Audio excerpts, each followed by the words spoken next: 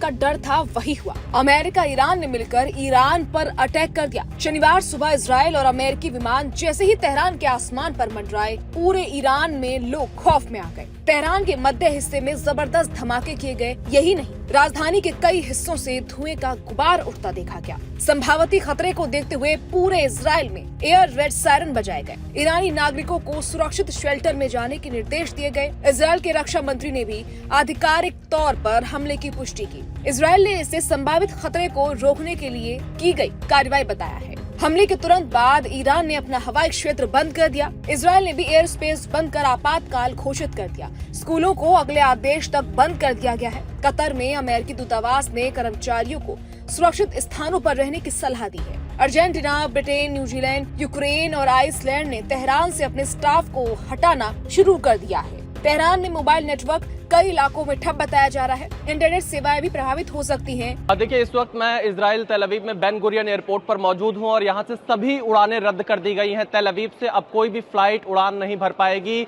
Emergency alert Israel में घोषित किया गया और एयरपोर्ट की मैं तस्वीरें आपको दिखा रहा हूं। आप देखिए किस तरह से लोग यहां पर लाइन में लगे हुए थे अपने घर जाने के लिए, अपने गंतव्य स्थान पर जाने के लिए, लेकिन यहां पर एक इमरजेंसी अलर्ट आता है और उसके बाद सारी फ्लाइट्स कैंसिल कर दी जाती है। बहुत सारे यात्री बेन गुरियन एयरपोर्ट पर अब फंसे हुए हैं। एकमात्र ये जानकारी दी गई है कि सारी उड़ानें अब अगले आदेश तक तेल अवीव एयरपोर्ट से रद्द कर दी गई हैं। यानी हालात बहुत ज्यादा बिगड़ते जा रहे हैं। हम खुद भी यहाँ एयर इंडिया की क्यू में खड़े हुए थे, अपनी बारी का इंतजार कर रहे थे, लेकिन उसी समय हमें ये जानकारी मिलती है कि अब यहाँ से सारी उड़ानें रद्द कर दी गई हैं। एक बार मैं तस्वीर दिखाता हूँ। बहुत सारे भारतीय भी इस वक्त इस बेन गुरियन एयरपोर्ट पर तेल अवीव में मौजूद हैं। ये तस्वीरें आप देखिए जो एयर इंडिया से दिल्ली की यात्रा करने के लिए लोग पहुंचे हुए थे। इसके अलावा जितनी भी उड़ानें इस एयरपोर्ट से थी तेल अवीव में, वो सब की सब रद्द कर दी गई हैं। ये तस्वीरें मैं आपको बेन गुरियन एयरपोर्ट की दिखा रहा हूं। इस बात के कयास लगातार लगाए जा रहे थे कि जल्द ही इस युद्ध की शुरुआत हो सकती है, क्योंकि जिस तरह से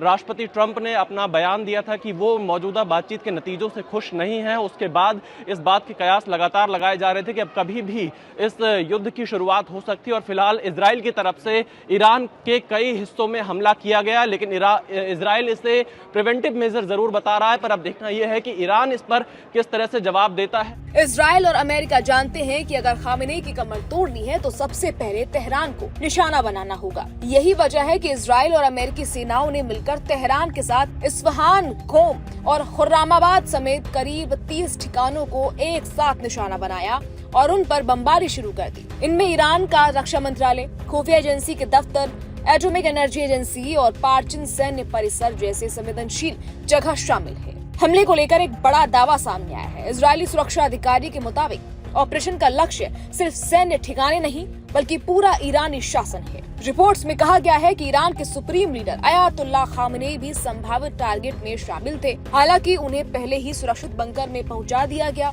ये मामला सिर्फ चेतावनी नहीं है, ये ईरान की कमांड एंड कंट्रोल स्ट्रक्चर को कमजोर करने की कोशिश है। अमेरिकी राष्ट्रपति डोनाल्ड ट्रंप पहले ही ईरान को बेहद खतरनाक बता चुके हैं। मीडिया रिपोर्ट्स के मुताबिक ये हमला पिछले साल जून में हुए हमलों से कहीं ज्यादा बड़ा और इसके गंभीर परिणाम सामने आ सकते हैं। मोबाइल पे अलर्ट का मैसेज आया है कि इमरजेंसी लगा दी गई है इजराइल में, क्योंकि जिस तरह से आईडीएफ की तरफ से थोड़ी देर पहले एक बयान दिया गया, एक पोस्ट किया गया कि कुछ जगहों पर लोगों को ये सलाह दी जा रही है कि वो बंकर्स के आसपास रहें, ताकि अगर हमले की आशंका हो तो ऐसी स्थिति में वो बंकर्स में जाकर तुरंत छिप सके। थोड़ी देर पहले यहाँ पर भी एक अलर्ट आया था, लोग बंकर्स की तरफ एयरपोर्ट पर भागे थे। बेन गुरियन एयरपोर्ट है ये तेल अवीव का, जहां पर अब सारी की सारी उड़ानें रद्द कर दी गई हैं और लोग इस वक्त अब यहाँ पर फंसे हुए। बड़ी संख्या में भारतीय भी हमको यहाँ नजर आ रहे हैं जो एयर इंडिया की फ्लाइट से दिल्ली की उड़ान भरने वाले थे, लेकिन अब एयर इंडिया की फ्लाइट भी यहाँ से कैंसिल कर दी गई है। ये घटनाक्रम ऐसे वक्त में हुआ है जब ईरान और अमेरिका के बीच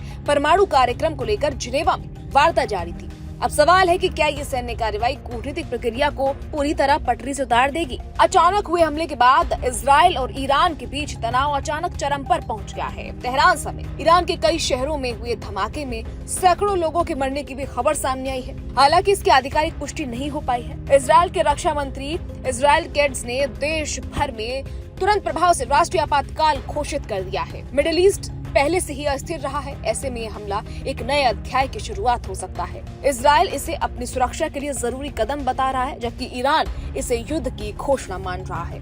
है।